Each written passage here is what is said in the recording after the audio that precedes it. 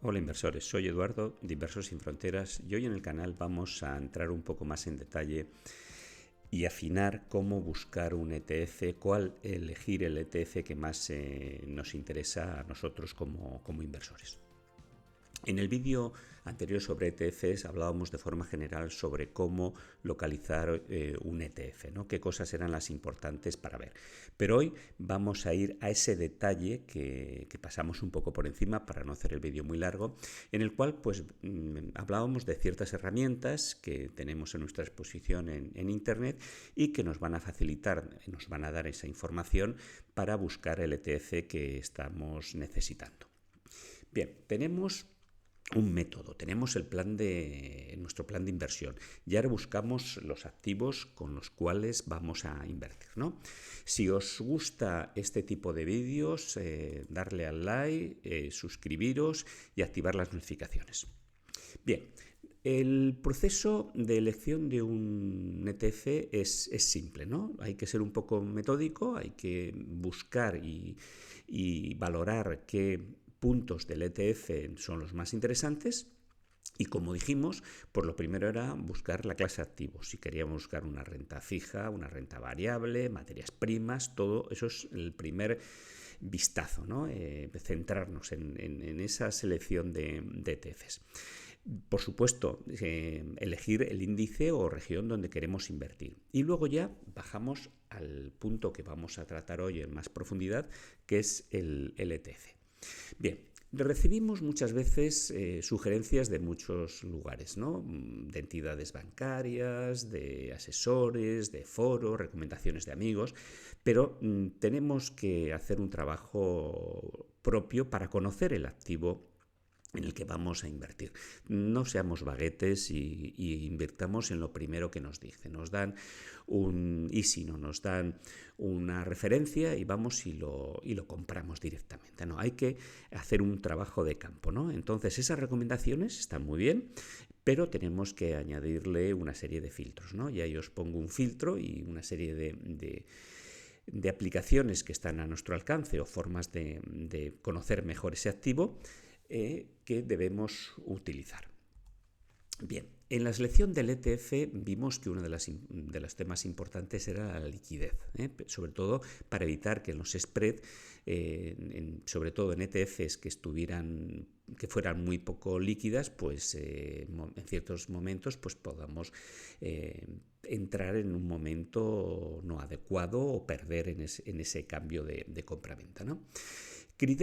Hablamos de criterios objetivos y subjetivos. Los objetivos, pues por ejemplo, el volumen. A mí me gusta pues que tengan ETFs que tengan un volumen importante. ¿Por qué?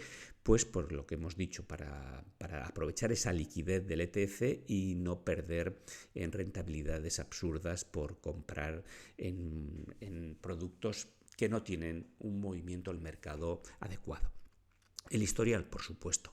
El historial te da... La historia suele decir que no se repite, pero rima, ¿no? Pues yo creo que la historia nos da una imagen de cómo se ha comportado ese activo, ¿no? Y podemos comprobarlo, pues por ejemplo, en momentos que los mercados hayan caído o ver cómo se comporta en situaciones, pues no sé, pues ha sido, por ejemplo, tenemos el ejemplo del COVID, o tenemos en 2018, o tenemos en otros momentos en que los mercados han tenido pues un cisne negro o una situación conflictiva y ver si este ETF lo ha hecho mejor o peor que el mercado de forma general.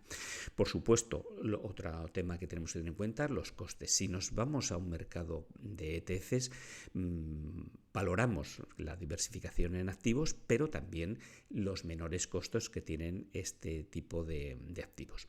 Y luego hay cosas subjetivas, ¿no? Por ejemplo, pues el método réplica. A mí personalmente me gusta que sea físico. El sintético te puede dar el mismo valor, pero yo me gusta más que haya un soporte por detrás de un activo. Luego, en cuanto al tema del fondo, en qué moneda está, pues podemos nosotros en el entorno euro, pues a muchos les puede parecer que es interesante el euro porque es en la moneda que luego nosotros vamos a retirar el dinero, o podemos hedgearlo, o sea, tenerla asegurado lo que es la divisa o en otras monedas. Aquí haremos un vídeo en el cual hablaremos de que puede ser interesante, porque muchas veces creemos que estamos invirtiendo en euros y realmente lo que estamos haciendo es pagando comisiones de cambio de entrada y de salida, ¿no? Porque si cogemos un ETF americano, pues va a actuar en el mercado americano y va a hacer las transacciones en dólares, ¿no?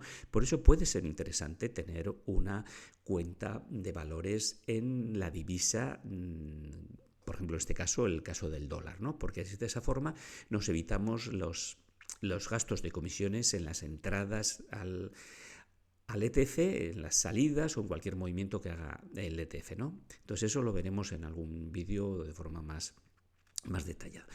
Y luego la asignación de los ingresos, ¿eh? Si queremos que se acumule en el ETF o que lo que hagamos sea que cada vez que haya, sabéis que detrás del ETF pues haya acciones, por ejemplo, ¿no? Y si esas acciones reparten dividendos, pues al final os llegan esos dividendos. Si esos dividendos son en Estados Unidos, vais a pagar impuestos en Estados Unidos y impuestos en España.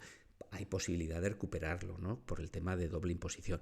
Pero normalmente aquí mucha gente no lo hace y termina perdiendo y tributando tanto en un sitio como en otro, ¿no? Entonces, en el tema de si vais a hacer una inversión a largo plazo, pues puede ser interesante contar con un sistema de acumulación. Pero eso ya lo vais viendo vosotros cuando estudiéis en profundidad el ETF.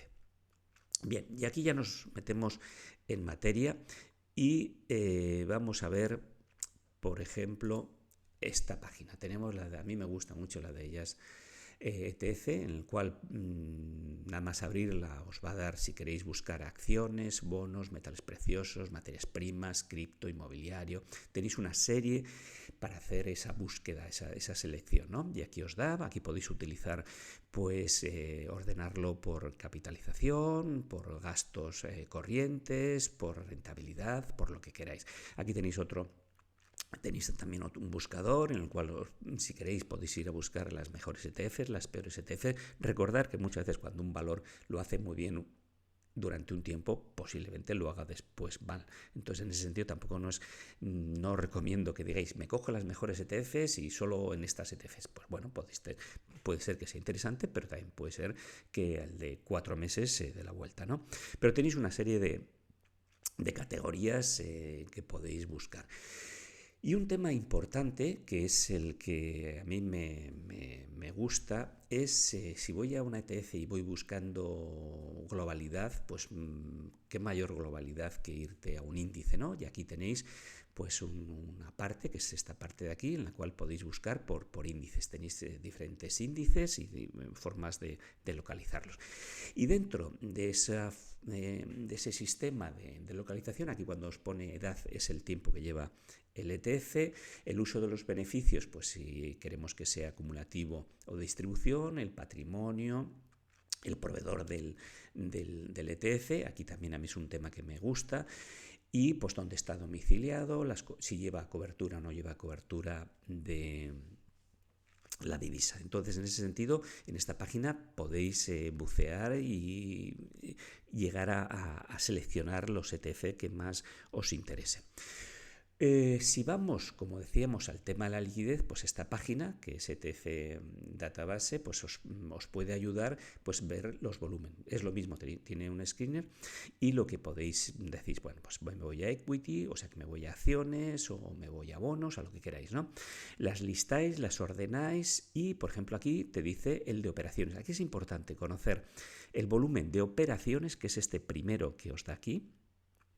Y si queréis ver en dinero, pues tenéis que hacer un pequeño cálculo, ¿no? Tenéis que multiplicar el número de operaciones por el precio del ETF, ¿no? Entonces es otra forma de buscarlo. Aquí con esto os va a dar información sobre el ETF en general. Luego recordar que el ETF puede cotizar en diferentes mercados, ¿no? Que ese es el segundo nivel, la segunda derivada que también hay que mirar.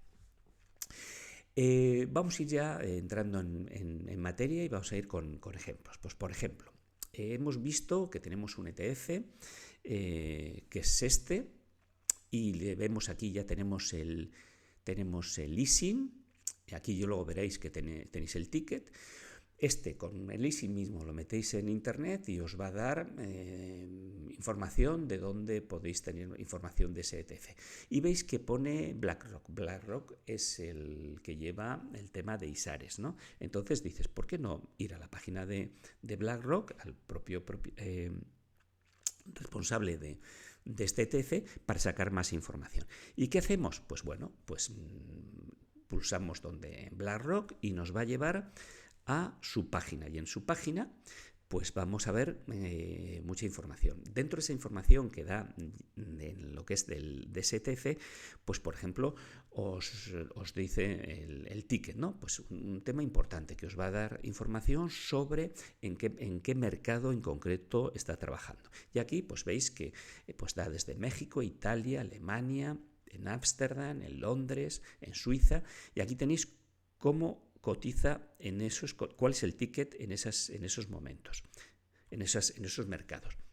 Y aquí os dice las divisas. Pues por ejemplo, si vosotros queréis trabajar solo en euros, pues os tendríais que centrar en estos valores de aquí. Tenéis aquí en la moneda en la que cotiza. Si queréis en dólares, pues tendríais que ir a estos mercados. Bien, vamos a, por ejemplo, otro ejemplo, ¿no? Queríamos ISARES y nos vamos a estos tickets y vemos que lo hace en la bolsa italiana y en el Xetra alemán, ¿no? Tenemos aquí los tickets, pues ya cogemos con esa información y nos vamos, por ejemplo, tenéis diferentes páginas, ¿no? Tenéis a Yahoo Finance, tenéis a BlackRock, tenéis a Yahoo Finance, tenéis a Just ETF y yo me he cogido Yahoo Finance, que también es una página que me gusta. Y pongo las dos ETFs y lo miro a 5 años. Y como veis, prácticamente van igual. Bueno, aquí ya veo que me alerta de algo raro que hace la segunda ETF, ¿vale? Bien, pues no me quedo ahí. Lo que hago es reduzco el tiempo y me voy a una semana. Y aquí ya veis, es lo que os decía de los spread y de que en un mercado puede ser más líquido o menos líquido ese ETF en concreto. Y como veis que la azul pues tiene una cotización continua, en cambio la roja hay momentos que te cotiza aquí y no te vuelve a cotizar hasta aquí. Entonces eso es lo que es los spread, ¿no? Entonces yo, si tuviera que elegir, aunque en un momento determinado como es están exactamente igual, pues yo me cogería la azul. ¿Por qué? Porque da una sensación de que está cotizando, es más líquida. Vamos a otro ejemplo. Vamos a coger un ETF que es muy conocido, que es el SXP, y que es el que replica el SP500, y lo comparamos con el propio índice. Y como veis, se ve unas pequeñas sombritas, pero este ETF tiene un gran volumen, Entonces, como veis, al máximo de espacio que le doy casi 20 y tantos años, pues prácticamente, como veis, no se ve absolutamente ninguna discrepancia. Si nos vamos a un día, que este es el que, como hemos visto antes, en 5 días, me voy a ir a un día, veis que hay unas pequeñas diferencias, pero esa diferencia es debida al tema de las pequeñas comisiones que tiene este ETF. Pero como veis es muy líquido, entonces este sería un buen ETF si queréis replicar el SP500. Vamos a hacer otros usos, por ejemplo, de Google Finance. Pues como veis, quiero ver la capitalización bursátil de este ETF que hemos estado viendo, ¿no? Pues a un año, pues bueno, lo veis cómo se ha movido frente al índice. Como veis, el índice de 1495 y el ETC, pues tiene una referencia en 10 veces menor, pero como veis, prácticamente la réplica es exacta, ¿no? No es aquí el volumen que tiene. Y si nos vamos al diario, pues es un poco lo que veíamos antes, ¿no? Como veis, prácticamente no hay diferencia, Entonces, esto es un tema que tenéis que mirar en las ETFs, que sean líquidos, importantísimo. Bien, otra página que es de utilidad, esta que tenéis ETF Info, que por ejemplo teniendo el easing podéis buscar, aquí os va a dar información, pues si es réplica física, vais a tener todos la información de comisiones y gastos, vais a tener documentación escrita que lo podéis visualizar en el ordenador, entonces en ese sentido es otra página que podéis utilizar. Pero no terminéis la cosa, ya tenéis toda la información, pero hay algunas cosas que tenéis que valorar, por ejemplo, la liquidez del subyacente. Pensad que el subyacente, si no es líquido, la ETF tampoco va a poder ser líquida. Eso ya en cosas muy concretas. Por eso posiblemente sea interesante empezar pues, en ETFs muy líquidas para evitaros sorpresas. Y luego lo que hemos comentado, la de la Visa, ¿no? Hay que tener cuidado que en la compra, en la venta,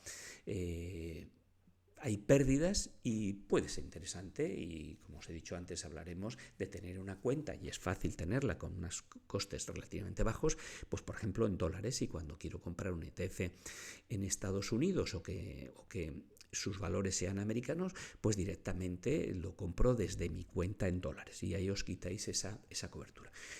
El tema de las coberturas, los hedgeados, normalmente estamos nosotros trabajando euro-dólar. No os digo en otras divisas, pero en euro-dólar normalmente, si no tenemos cuenta en valores, pues lo que te puedes ahorrar de susto en una caída o alteración de euro-dólar, te lo puedes ir gastando en el gasto del aseguramiento, ¿no? Entonces es un tema que tenéis que valorar. A largo plazo, pues puede ser, pues eso, 2-3 puntos que se os vayan, ¿eh? Entonces hay que verlo. Y luego, por supuesto, importante, el broker. El broker que tenga mirar que tenga el broker ese ticket y que podéis comprarlo en el mercado que vosotros queréis, no el que os diga, y sobre todo también mirar los spreads y los costes de los brokers. Muy bien, y ya más o menos ya sabemos más sobre cómo buscar la ETF y sobre todo conocer los puntos que son importantes. En un vídeo hablábamos de una cartera general en la cual pues hablábamos de diferentes temas como podría ser el MSCI World, el Nasdaq China o renta a corto a largo, o oro o criptomonedas. Pues un buen ejercicio podría ser buscar ETFs para completar esta cartera de inversión, ¿eh? Entonces nos meteremos al lío, iremos buscando poquito a poquito para que vayáis cogiendo familiaridad cómo se busca un ETF o un activo para vuestro plan de inversión. Como siempre, muchas gracias. Recordaros que esto no es ningún tipo de recomendación financiera ni asesoramiento fiscal, y que es solamente a nivel informativo para que os vayáis curtiendo en las diferentes herramientas que tenéis en internet. Muchas gracias. Si os gusta, darle a like, suscribiros y activar las notificaciones. Os espero en el próximo vídeo.